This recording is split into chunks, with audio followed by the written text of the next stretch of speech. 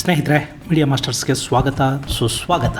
ಗೆಳೆಯರೆ, ಕುಪ್ಪುಸ್ವಾಮಿ ಅಣ್ಣಾಮಲೈ ಕರ್ನಾಟಕದಲ್ಲಿ ಈ ಹೆಸರನ್ನ ಕೇಳದ ಯುವಕರು ತುಂಬಾನೇ ಕಡಿಮೆ. ಈ ರಾಜ್ಯದಲ್ಲಿದ್ದ ಕೆಲವು ನಿಷ್ಠಾವಂತ ಹಾಗೂ ಪ್ರಾಮಾಣಿಕ ಪೊಲೀಸ್ ಅಧಿಕಾರಿಗಳ ಪೈಕಿ ಈ ಅಣ್ಣಾಮಲೈ ಕೂಡ ಒಬ್ಬರಾಗಿದ್ರು. ಇಲಾಖೆಯೊಳಗಿನ ಭ್ರಷ್ಟಾಚಾರ ಮತ್ತು ಅಶಿಸ್ತನ್ನೇ ಅಣ್ಣಾಮಲೈ ಸಹಿಸ್ತಾ ಇರಲಿಲ್ಲ. ಹಾಗೆ ಪೊಲೀಸರ ಗೌರವವನ್ನ ಹಾಳು ಮಾಡೋದಕ್ಕೆ ಹೊರಗಿನ ಯಾರೇ ಪ್ರಯತ್ನ ಪಟ್ಟರು ಅಣ್ಣಾಮಲೈ ಸುಮ್ಮನಿರ್ತಿರ್ಲಿಲ್ಲ. ಚಿಕ್ಕಮಗಳೂರಿನ ದತ್ತಪೀಠದ ಗಲಾಟೆಗಳ ಸಂದರ್ಭದಲ್ಲಿ ಅಣ್ಣಾಮಲೈ ಅವರ ಅತ್ಯಂತ ನಿಷ್ಠುರ ಕಾರ್ಯವೈಖರಿಯನ್ನ ಮರೆಯೋದಿಕ್ಕೂ ಸಾಧ್ಯ ಆಗೋದಿಲ್ಲ. ಅಣ್ಣಾಮಲೈ ಕೆಲಸ ಮಾಡ್ತಾ ಇದ್ದ ಸ್ಟೈಲ್ ನೋಡಿ ಇವತ್ತಲ್ಲ ನಾಳೆ ಇವರು ಖಾಕಿ ಬಿಚ್ಚಿಟ್ಟು ಖಾದಿ ತೊಡ್ತಾರೆ ಅಂತ ಅನ್ನಿಸ್ತಾ ಇತ್ತಾದರೂ ಇಷ್ಟು ಬೇಗ ಅವರು ರಾಜೀನಾಮೆಯನ್ನು ಕೊಟ್ಟು ಬಿಡ್ತಾರೆ ಅನ್ನೋ ಅಂದಾಜಿರಲಿಲ್ಲ. ಅಣ್ಣಾಮಲೈ ರಾಜೀನಾಮೆ ಕೊಡ್ತಿದ್ದಾರೆ ಅನ್ನೋ ಸುದ್ದಿಗಳು ಬಂದಾಗ ಕೂಡ ಸಾಕಷ್ಟು ಜನ ಅದನ್ನು ನಂಬೋದಿಕ್ಕೆ ಹೋಗಲಿಲ್ಲ. ಆದರೆ ಅವರು ತಮ್ಮ ಕೆಲಸಕ್ಕೆ ರಾಜೀನಾಮೆಯನ್ನು ಕೊಟ್ಟರು. ಗೆಳೆಯರೆ, UPSC ಪರೀಕ್ಷೆ ಬರೆದು IPS ಅಧಿಕಾರಿಯಾಗಿ ತಮ್ಮ ಪಕ್ಕದ ರಾಜ್ಯಕ್ಕೆ ಪೋಸ್ಟಿಂಗ್ ತಗೊಳ್ಳೋದಿದೆಯಲ್ಲ, ಅದು ಕಡಿಮೆ ಸಾಧನೆ ಏನಲ್ಲ. ಅಣ್ಣಾಮಲೈಗೆ ಇಲಾಖೆಯಲ್ಲಿ ಒಳ್ಳೆ ಹೆಸರಿತ್ತು, ಭವಿಷ್ಯ ಕೂಡ ಉಜ್ವಲವಾಗಿತ್ತು. ಹೀಗಿರುವಾಗ ಇಷ್ಟು ಬೇಗ ರಾಜೀನಾಮೆ ಕೊಟ್ಟು ಏನು ಮಾಡ್ತಾರೆ ಅಂತ ಅಂದುಕೊಳ್ಳೋ ಹೊತ್ತಿಗೆ ತಮಿಳುನಾಡಿನಿಂದ ಸುದ್ದಿಯೊಂದು ಬಂದೇ ಬಿಡ್ತು. ಮಾಜಿ IPS ಅಧಿಕಾರಿ ಅಣ್ಣಾಮಲೈ ದ್ರಾವಿಡ ನಾಡಲ್ಲಿ ಕಮಲವನ್ನ ಅರಳಿಸುವ ದೊಡ್ಡ ಜವಾಬ್ದಾರಿಯನ್ನ ಹೊತ್ತಿದ್ರು. ಅವರು BJP ಸೇರಿದ್ರು. ಅಲ್ಲಿ 2021ರಲ್ಲಿ ನಡೆದ ಚುನಾವಣೆಯಲ್ಲಿ ಅಣ್ಣಾಮಲೈ ಕರೂರಿನ ಅರವಕುರುಚಿ ಕ್ಷೇತ್ರದಲ್ಲಿ BJPಯ ಅಭ್ಯರ್ಥಿಯೂ ಆದರು. ಆದರೆ ಮೊದಲ ಪ್ರಯತ್ನದಲ್ಲೇ ಸೋಲನ್ನು ಕಾಣಬೇಕಾಗಿ ಬಂತು. ಅಣ್ಣಾಮಲೈ 68,553 ಓಟುಗಳನ್ನು ತಗೊಂಡ್ರೆ ಅಲ್ಲಿ ವಿಜೇತ ಅಭ್ಯರ್ಥಿ DMKಯ ಆರ್ ಎಳಂಗೋ 93,369 ಮತಗಳನ್ನು ಪಡೆದಿದ್ರು. ಅಲ್ಲಿಗೆ ಮೊದಲ ಪ್ರಯತ್ನದಲ್ಲಿ ಅಣ್ಣಾಮಲೈ ಸೋತಿದ್ದು ಬರೀ 24,816 ಮತಗಳ ಅಂತರದಿಂದ. ಅವತ್ತು ಸಾಕಷ್ಟು ನಾಯಕರು ಅಣ್ಣಾಮಲೈ ತಪ್ಪು ಮಾಡ್ಕೊಂಡು ಬಿಟ್ರು ಅಂತ ಹೇಳಿದ್ರು. ತಮಿಳುನಾಡಲ್ಲಿ ಕಮಲ ಅರಳೋದಿಕ್ಕೆ ಸಾಧ್ಯನೇನ್ರಿ? ಅಲ್ಲೇನಿದ್ರು ತಮಿಳರ ಸ್ವಾಭಿಮಾನ, ಸಿನಿಮಾ ಡೈಲಾಗು, ಹಣ, ದ್ರವಿಡಿಸಂ ಇವು ವರ್ಕೌಟ್ ಆಗುತ್ತವೆ ಹೊರತು ರಾಷ್ಟ್ರೀಯ ಪಕ್ಷಗಳಿಗೆ, ಅದರಲ್ಲೂ BJPಗಲ್ಲಿ ಬೇಸ ಹಾಕೊಡೋದಕ್ಕೆ ಸಾಧ್ಯನೇ ಇಲ್ಲ ಅಂತ ಹೇಳಿದ್ರು. ಇದೇ ಅಣ್ಣಾಮಲೈ DMKಗೋ AIDMKಗೋ ಹೋಗಿದ್ರೆ ಮುಂದೆ ಮಂತ್ರಿ ಆಗ್ತಾ ಇದ್ರು. ಆದರೆ BJPಲಿ ಅವ್ರು ಇನ್ನೇನು ಮಾಡೋದಕ್ಕೆ ಸಾಧ್ಯ ಅಂತ ಮತ್ತೆ ಕೆಲವರು ಹೇಳಿದ್ರು. ಯಾರು ಏನೇ ಮಾತಾಡ್ಕೊಂಡ್ರು ಅಣ್ಣಾಮಲೈ ತಲೆ ಕೆಡಿಸ್ಕೊಳ್ಳೋದಕ್ಕೆ ಹೋಗ್ಲಿಲ್ಲ. ತಮಿಳುನಾಡಿನ ಹಳ್ಳಿಗಳಿಗೆ ಓಡಾಡಿದ್ರು. ಅಲ್ಲಿನ ಯುವಕರನ್ನ ಮಾತಾಡ್ಸೋದಕ್ಕೆ ಶುರು ಮಾಡಿದ್ರು. ಪಕ್ಷಕ್ಕೆ ಬಲ ತುಂಬುತ್ತಾ ಸಂಘಟನೆಯ ಶಕ್ತಿಯನ್ನ ಹೆಚ್ಚು ಮಾಡ್ತಾ ಹೋದ್ರು. ಪರಿಣಾಮ ಏನು ಗೊತ್ತಾ? ದೆಹಲಿಯ ಪಕ್ಷಗಳು, ಹಿಂದಿ ಮಾತಾಡೋ ಪಕ್ಷಗಳು, ಅದರಲ್ಲೂ ದ್ರಾವಿಡವಲ್ಲದ ರಾಷ್ಟ್ರೀಯವಾದದ ಪಕ್ಷಗಳು ಅಂದ್ರೆ ಮೂಗು ಮುರಿತಾ ಇದ್ದ.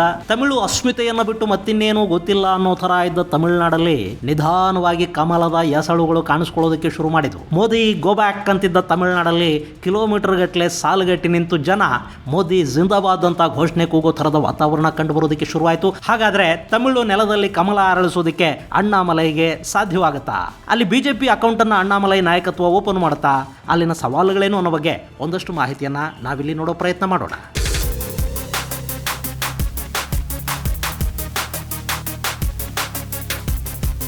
ಕೆ ಅಣ್ಣಾಮಲೈ ಒಬ್ಬ ಸಿನಿಮಾ ಸ್ಟಾರ್ ಇರೋಷ್ಟೇ ಅಭಿಮಾನಿಗಳು ಇವತ್ತು ಈ ಹೆಸರಿಗೂ ಇದ್ದಾರೆ. ಅಣ್ಣಾಮಲೈ ಒಂದು ಕರೆ ಕೊಟ್ರೆ ತಮಿಳುನಾಡಲ್ಲಿ ಸಾವಿರಾರು ಮಂದಿ ಬಂದು ಸೇರ್ತಾರೆ. ದ್ರಾವಿಡ ನಾಡಲ್ಲಿ BJPಯ ಬೇರಿಳಿಯೋದಕ್ಕೆ ಸಾಧ್ಯನೇ ಇಲ್ಲ ಅಂತಿದ್ದವರೆಲ್ಲ ಮೂಗಿನ ಮೇಲೆ ಬೆರಳಿಟ್ಟುಕೊಳ್ಳುವ ಥರದ ಪರಿಸ್ಥಿತಿ ನಿರ್ಮಾಣವಾಗಿದೆ. ಅದಕ್ಕೆ ಕಾರಣವಾಗ್ತಾ ಇರೋದು ಇದೇ ಅಣ್ಣಾಮಲೈ. ಗೆಳೆಯರೆ, ಕುಪ್ಪುಸ್ವಾಮಿ ಅಣ್ಣಾಮಲೈ ಹುಟ್ಟಿದ್ದು ಜೂನ್ 4, 1984ರಂದು ತಮಿಳುನಾಡಿನ ಕರೂರು ಜಿಲ್ಲೆಯಲ್ಲಿ. ತಂದೆ ಕುಪ್ಪುಸ್ವಾಮಿ, ತಾಯಿ ಪರಮೇಶ್ವರಿ. ಕೊಯಮತ್ತೂರಿನ PSC ಕಾಲೇಜಿಂದ B.Tech ಪದವಿಯನ್ನು ಪಡೆದ ಅಣ್ಣಾಮಲೈ 2010ರಲ್ಲಿ ಲಕ್ನೋ IIMನಿಂದ MBA ಪದವಿಯನ್ನು ಪಡ್ಕೋತಾರೆ. ಆನಂತರ UPSC ಪರೀಕ್ಷೆ ಬರೆದ್ರು. 2011ರಲ್ಲಿ IPS ಅಧಿಕಾರಿಯಾಗಿ ಸೆಲೆಕ್ಟ್ ಕೂಡ ಆದರು. ಆ ಬಳಿಕ ಅವರು ಕರ್ನಾಟಕ ಕೇಡರ್ನ ಅಧಿಕಾರಿಯಾಗಿ ನಿಯುಕ್ತಿಗೊಂಡ್ರು. ಮೊದಲು ಕಾರ್ಕಳದಲ್ಲಿ ASP ಆದರು. ಆ ಬಳಿಕ ಉಡುಪಿಯ ಪೊಲೀಸ್ ವರಿಷ್ಠಾಧಿಕಾರಿಯಾಗಿ ಬಡ್ತಿ ಪಡ್ಕೊಂಡ್ರು. ಅದಾದ ಮೇಲೆ ಚಿಕ್ಕಮಗಳೂರಿನಲ್ಲಿ SP ಆಗಿದ್ದವರನ್ನ 2018ರಲ್ಲಿ ಬೆಂಗಳೂರು ದಕ್ಷಿಣದ DCP ಆಗಿ ನೇಮಕ ಮಾಡಲಾಯಿತು. ಅಲ್ಲೊಂದಷ್ಟು ದಿನಗಳ ಕಾಲ ಸೇವೆ ಸಲ್ಲಿಸಿದ ನಂತರ ಅಣ್ಣಾಮಲೈ ತಮ್ಮ ಹುದ್ದೆಗೆ ರಾಜೀನಾಮೆ ಕೊಟ್ಟರು.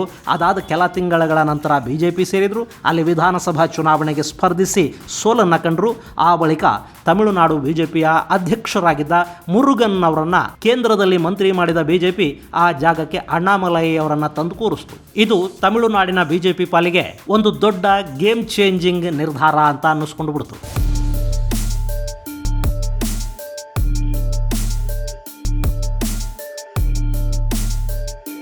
ಗೆಳೆಯರೆ, ದ್ರಾವಿಡ ಚಳವಳಿ ಹುಟ್ಟಿದ್ದ ಜಾಗ ತಮಿಳುನಾಡು. ಅದು ಮೊದಲಿಂದಲೂ ಹಿಂದಿಯನ್ನ, ಉತ್ತರ ಭಾರತದವರನ್ನ ವಿರೋಧಿಸುತ್ತಲೇ ಬರ್ತಾ ಇದೆ. ಇವತ್ತಿಗೂ ಕೂಡ ಆರ್ಯ ದ್ರಾವಿಡ ಅನ್ನೋ ಸುಳ್ಳು ಸಿದ್ಧಾಂತದ ಮೇಲೆ ತಮಿಳುನಾಡಲ್ಲಿ ರಾಜಕೀಯ ನಡೆಯುತ್ತೆ. ದ್ರಾವಿಡರಾದ ನಾವು ಆರ್ಯರ ಆಳ್ವಿಕೆಯನ್ನು ಒಪ್ಪಬಾರದು ಅನ್ನೋ ಮನಸ್ಥಿತಿಯನ್ನ ಅಲ್ಲಿನ ಬಹುತೇಕರ ತಲೆಗಳಿಗೆ ತುಂಬಲಾಗಿದೆ. ಹೀಗಾಗಿನೇ ಅಲ್ಲಿ 1967ರ ನಂತರ ಯಾವುದೇ ರಾಷ್ಟ್ರೀಯ ಪಕ್ಷ ಆ ರಾಜ್ಯದ ಅಧಿಕಾರವನ್ನ ಹಿಡಿಯೋದಕ್ಕೆ ಸಾಧ್ಯನೇ ಆಗಿಲ್ಲ. 1967ರಿಂದ 1977ರವರೆಗೆ ಅಲ್ಲಿ DMKಯ ಆಧಿಪತ್ಯ ನಿವೃತ್ತಿಯಾಯಿತು. ಆನಂತರ 1977ರಿಂದ 88ರವರೆಗೆ AIADMK ಆ ರಾಜ್ಯವನ್ನು ಆಳಿತು.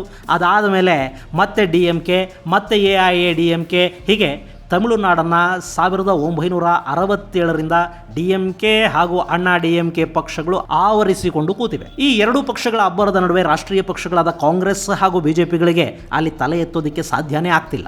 ಒಂದು ವೇಳೆ ಅಲ್ಲೇನಾದರೂ ಈ ರಾಷ್ಟ್ರೀಯ ಪಕ್ಷಗಳು ಸ್ವಲ್ಪ ಚೇತರಿಸ್ಕೋಬೇಕು ಅಂತ ಅಂದ್ರೂ ಕೂಡ ಅಲ್ಲಿ DMK ಅಥವಾ AIADMKಗಳ ಸಹವಾಸ ಬೇಕೇ ಬೇಕಾಗುತ್ತೆ. ಹೀಗಾಗಿನೇ 2004ರ ನಂತರ ಕಾಂಗ್ರೆಸ್ ಪಕ್ಷ DMKಯನ್ನ ಹಾಗೂ ಬಿಜೆಪಿ AIADMKಯನ್ನ ಜೊತೆಗಾರರನ್ನಾಗಿ ಮಾಡಿಕೊಂಡು ಈ ಮೈತ್ರಿ 2019ರ ಎಲೆಕ್ಷನ್ ವರೆಗೆ ಮುಂದುವರಿತು. ಆದರೆ ಈಗ ಆ ಮೈತ್ರಿಯಲ್ಲಿ ಕೂಡ ಬಿರುಕು ಕಾಣಿಸಿಕೊಂಡಿದೆ. ಕಾಂಗ್ರೆಸ್ ಏನೋ DMK ಜೊತೆಲಿದೆ, ಆದರೆ ಬಿಜೆಪಿ AIADMK ಜೊತೆಗಿನ ಮೈತ್ರಿಯನ್ನು ಮುರ್ಕೊಂಡಿದೆ. ಇದಕ್ಕೂ ಕೂಡ ಅಣ್ಣಾಮಲೈ ಕಾರಣ ಅಂತ ಹೇಳಲಾಗುತ್ತೆ. ಪ್ರತ್ಯೇಕವಾಗಿ ಹೋರಾಟ ಮಾಡದೇ ಇದ್ರೆ ಅಲ್ಲಿ ಬಿಜೆಪಿಯ ಬೇರುಗಳು ಗಟ್ಟಿಯಾಗೋದಿಲ್ಲ ಅನ್ನೋ ಕಾರಣಕ್ಕೆ AIADMKನ ದೂರ ಇಟ್ಟು ಬಿಜೆಪಿ ಸ್ವಂತ ಶಕ್ತಿಯ ಮೇಲೆ ತಮಿಳುನಾಡಲ್ಲಿ ರಾಜಕೀಯ ಮಾಡೋ ಪ್ರಯತ್ನದಲ್ಲಿದೆ. ಅದರ ಉಸ್ತುವಾರಿಯನ್ನು ಹೊತ್ತಿರೋದು ಇದೇ ಅಣ್ಣಾಮಲೈ.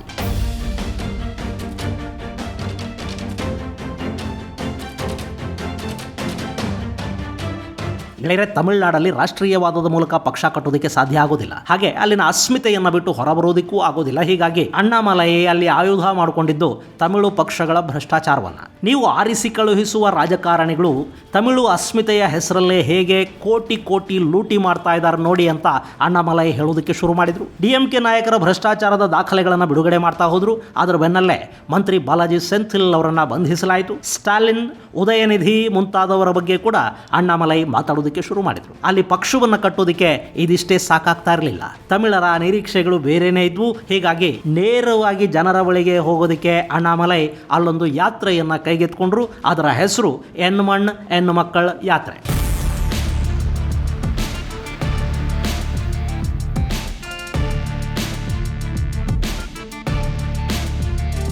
ನನ್ನ ನೆಲ ನನ್ನ ಜನ ಅನ್ನೋ ಪಾದಯಾತ್ರೆಯನ್ನು ಅಣ್ಣಾಮಲೈ 6 ತಿಂಗಳ ಹಿಂದೆ ಶುರು ಮಾಡಿದರು. ಜುಲೈ 28ರಂದು ಈ ಪಾದಯಾತ್ರೆಗೆ ಕೇಂದ್ರ ಗೃಹ ಸಚಿವ ಅಮಿತ್ ಶಾ ರಾಮೇಶ್ವರಂನಲ್ಲಿ ಚಾಲನೆ ಕೊಡ್ತಾರೆ. ಆ ಯಾತ್ರೆಯ ಉದ್ದಕ್ಕೂ DMK, AIADMK ಪಕ್ಷಗಳ ಭ್ರಷ್ಟಾಚಾರದ ಬಗ್ಗೆ ಮಾತಾಡ್ತಾ ಮೋದಿ ಸರ್ಕಾರದ ಸಾಧನೆಗಳನ್ನು ಜನರಿಗೆ ಹೇಳ್ತಾ ಅಣ್ಣಾಮಲೈ 234 ಕ್ಷೇತ್ರಗಳ ಜನರನ್ನು ತಲುಪುವ ಪ್ರಯತ್ನವನ್ನು ಮಾಡಿದರು. ಒಟ್ಟು 5 ಹಂತಗಳಲ್ಲಿ ನಡೆದ ಯಾತ್ರೆ ಇದೇ ಫೆಬ್ರವರಿ 27ಕ್ಕೆ ಪರಿಸಮಾಪ್ತಿಗೊಂಡಿದೆ. ನರೇಂದ್ರ ಮೋದಿ ಈ ಯಾತ್ರೆಯ ಸಮಾರೋಪ ಸಮಾರಂಭದಲ್ಲಿ ಭಾಗವಹಿಸಿ ಅಣ್ಣಾಮಲೈ ಪ್ರಯತ್ನಕ್ಕೆ ಶಕ್ತಿಯನ್ನು ತುಂಬಿದ್ದಾರೆ.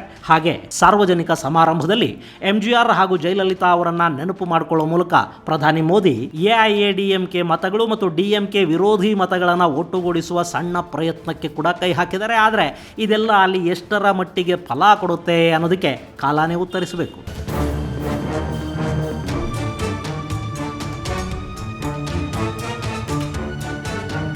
ಇನ್ನು ಇಲ್ಲಿ ಪಾದಯಾತ್ರೆಗಳಿಂದ ಏನಾಗಬಹುದು ಅಂತ ಕೆಲವರಿಗೆ ಅನ್ನಿಸಬಹುದು. ಯಾಕೆಂದರೆ ಅವರು ಇತ್ತೀಚೆಗೆ ನೋಡಿದ ಪಾದಯಾತ್ರೆ ರಾಹುಲ್ ಗಾಂಧಿ ಅವರದ್ದು. ಕರ್ನಾಟಕ, ತೆಲಂಗಾಣಗಳನ್ನು ಹೊರತುಪಡಿಸಿ ಎಲ್ಲೆಲ್ಲಿ ರಾಹುಲ್ ಗಾಂಧಿ ನಡೆದಾಡಿದ್ರು ಅಲ್ಲೆಲ್ಲ ಕಾಂಗ್ರೆಸ್ ಅಭ್ಯರ್ಥಿಗಳು ಸೋತಿದ್ದಾರೆ. ಹೀಗಾಗಿ ಪಾದಯಾತ್ರೆಗಳಿಂದ ಚುನಾವಣೆ ಗೆಲ್ಲೋದಕ್ಕೆ ಸಾಧ್ಯವಾಗೋದಿಲ್ಲ ಅಂತ ಸಾಕಷ್ಟು ಜನ ಭಾವಿಸೋದು ಸಹಜಾನೆ. ಆದರೆ ಇಂಥ ಯಾತ್ರೆಗಳು ಹಲವಾರು ನಾಯಕರಿಗೆ ಸಾಕಷ್ಟು ಲಾಭವನ್ನು ಕೂಡ ಮಾಡಿಕೊಟ್ಟಿವೆ ಅನ್ನೋದನ್ನ ನಾವಿಲ್ಲಿ ನೆನಪಿಸ್ಕೋಬೇಕು. ನಮ್ಮ ಪಕ್ಕದ ಆಂಧ್ರ ಪ್ರದೇಶದಲ್ಲಿ 2004ರ ಚುನಾವಣೆಗಳ ಸಂದರ್ಭದಲ್ಲಿ YS ರಾಜಶೇಖರ ರೆಡ್ಡಿ ಒಂದು ಪಾದಯಾತ್ರೆಯನ್ನು ಮಾಡ್ತಾರೆ. ಅದರಲ್ಲಿ ಅವರಿಗೆ ಯಶಸ್ಸು ಸಿಕ್ತು.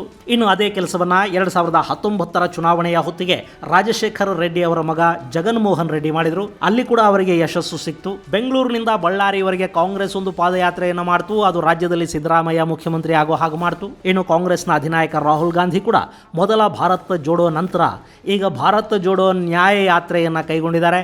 ಇದು ರಾಹುಲ್ ಅವರ ಇಮೇಜ್ ಅನ್ನು ಸ್ವಲ್ಪ ಮಟ್ಟಿಗೆ ಬಿಲ್ಡ್ ಮಾಡೋ ಸಾಧ್ಯತೆ ಇರಲೂಬಹುದು. ಈಗ ಅದೇ ಪಟ್ಟಿಗೆ ಅಣ್ಣಾಮಲೈ ಅವರ ಪಾದಯಾತ್ರೆ ಕೂಡ ಸೇರ್ಕೊಳ್ತಾ ಇದೆ. ಇನ್ನು ಈ ಪಾದಯಾತ್ರೆ ಫಲ ಕೊಡುತ್ತಾ?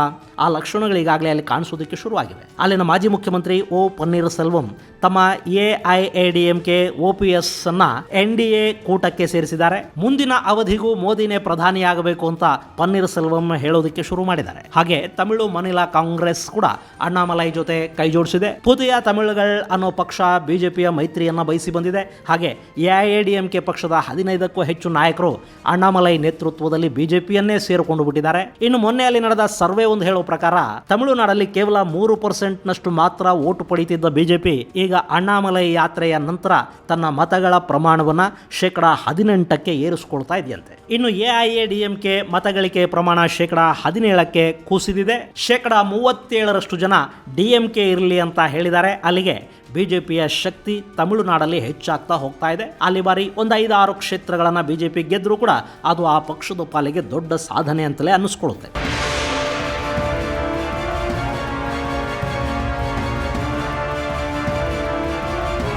ಇನ್ನು ತಮಿಳುನಾಡಿನ ರಾಜಕಾರಣ ಅನ್ನೋದು ಮೇಲ್ನೋಟಕ್ಕೆ ಕಾಣಿಸಿದಷ್ಟು ಸರಳ ಅಲ್ಲ. ಜಯಲಲಿತಾ ನಿಧನ ನಂತರ ಅಲ್ಲಿ ಎಐಡಿಎಂಕೆ ಸ್ವಲ್ಪ ವೀಕ್ ಆದ ಹಾಗೆ ಕಾಣ್ತಾ ಇದೆ. ಹಾಗೆ ಡಿಎಂಕೆಯ ಶಕ್ತಿಯಲ್ಲಿ ಹೆಚ್ಚಾಗ್ತಾ ಹೋಗ್ತಾ ಇದೆ.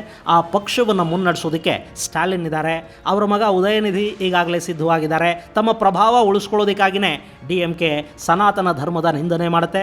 ಸ್ಟಾಲಿನ್ ಮಗ ಉದಯನಿಧಿ ಮತ್ತು ಇನ್ನಿತರ ಸಚಿವರು ಬಾಯಿಗೆ ಬಂದದ್ದನ್ನೆಲ್ಲ ಮಾತಾಡ್ತಾರೆ. ಅಲ್ಲಿ ಮುಸ್ಲಿಂ ಹಾಗೂ ಕ್ರೈಸ್ತರ ಮತಗಳು ಡಿಎಂಕೆ ಜೊತೆಗಿವೆ. ಹಾಗೆ ಕಾಂಗ್ರೆಸ್ ಹಾಗೂ ಸಾಕಷ್ಟು ಪ್ರಾದೇಶಿಕ ಪಕ್ಷಗಳು ಕೂಡ ಡಿಎಂಕೆಯ ಪರ ನಿಂತಿವೆ. ಇದರ ಜೊತೆಗೆ 2026 ವಿಧಾನಸಭಾ ಚುನಾವಣೆ ಹೊತ್ತಿಗೆ ತಮಿಳು ವೆಟ್ರಿ ಕಳಗಂ ಅನ್ನೋ ನಟ ವಿಜಯ್ ಅವರ ಪಕ್ಷ ಕೂಡ ಕಾಲಿಡ್ತಾ ಇದೆ. ಎಐಡಿಎಂಕೆ ವೀಕ್ ಆಗ್ತಿರೋ ಸಂದರ್ಭದಲ್ಲಿ ಅಲ್ಲಿಗೆ ಮತ್ತೊಂದು ದ್ರಾವಿಡ ಅಸ್ಮಿತೆಯ ಪಕ್ಷ ಬರ್ತಾ ಇದೆ. ಹೇಳಿ ಕೇಳಿ ಅಲ್ಲಿನ ಜನ ಸಿನಿಮಾ ನಟರನ್ನ ಯಾವತ್ತೂ ಕೈಬಿಟ್ಟ ಉದಾಹರಣೆ ಇಲ್ಲ. ಇನ್ನು ವಿಜಯ್ ಜೋಸೆಫ್ ಒಬ್ಬ ಕ್ರಿಶ್ಚಿಯನ್ ಮತ್ತು ಜನಪ್ರಿಯ ನಟ ಕೂಡ.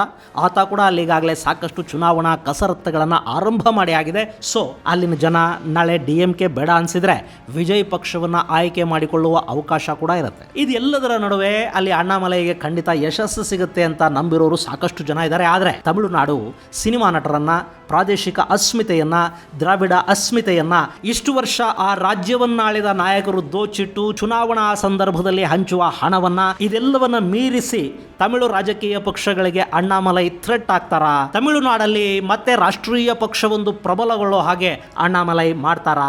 ಈ ಪ್ರಶ್ನೆಗಳಿಗೆ ಕಾಲಾನೇ ಉತ್ತರ ಕೊಡಬೇಕು. ಒಟ್ಟಲ್ಲಿ ಅಣ್ಣಾಮಲೈ ಯಾತ್ರೆ ಸಾಕಷ್ಟು ರಾಜಕೀಯ ಪಕ್ಷಗಳ ಬ್ಯಾಟ್ರಿ ವೀಕ್ ಆಗೋ ಹಾಗಂತೂ ಮಾಡ್ತಾ ಇದೆ. ರಾಜಕೀಯ ಅನ್ನೋದು ಒಂಥರ ಹಾವು ಏಣಿ ಆಟ ಇದ್ದ ಹಾಗೆ. ಅಲ್ಲಿ ಯಾರಿಗೆ ಬೇಕಾದರೂ ಒಂದು ದೊಡ್ಡ ಏಣಿ ಸಿಕ್ಕಿ ಬಿಡಬಹುದು, ಯಾರು ಬೇಕಾದರೂ ಹಾವಿನ ಬಾಯಿಗೂ ಬಿದ್ದು ಬಿಡಬಹುದು. ಇಲ್ಲಿ ಅಣ್ಣಾಮಲೈ ಪಾಲಿಗೆ ಏನು ಸಿಗಬಹುದು? ಹಾವ ಏಣಿನ ಕಾದು ನೋಡಬೇಕು. ಇದು ಗೆಳೆಯರೆ, ಅಣ್ಣಾಮಲೈ ಅನ್ನೋ ಬಿಜೆಪಿ ನಾಯಕ ಮತ್ತು ಮಾಜಿ ಪೊಲೀಸ್ ಅಧಿಕಾರಿಯ ರಾಜಕೀಯ ಪಟ್ಟುಗಳಿಗೆ ಸಂಬಂಧಪಟ್ಟ ಒಂದಷ್ಟು ಮಾಹಿತಿ. ಮುಂದಿನ ಸಂಚಿಕೆಯಲ್ಲಿ ಮತ್ತಷ್ಟು ವಿಶೇಷಗಳ ಜೊತೆ ಮತ್ತೆ ಭೇಟಿಯಾಗೋಣ. ಅಲ್ಲಿವರೆಗೆ ಜೈ ಹಿಂದ್, ಜೈ ಕರ್ನಾಟಕ.